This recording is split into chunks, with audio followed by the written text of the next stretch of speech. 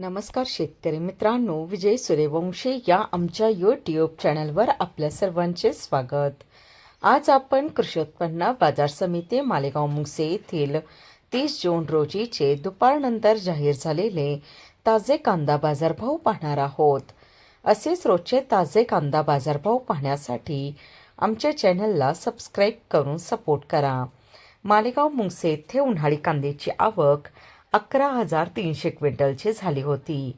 उन्हाळी कांद्याला भाव मिळाला आहे। किमान दर 450 रुपये, कमाल दर 2,556 रुपये, सर्वसाधारण दर 1,650 रुपये असे होते मालेगाव मुंगसे येथील प्रति क्विंटलमधील कांदा बाजारभाव।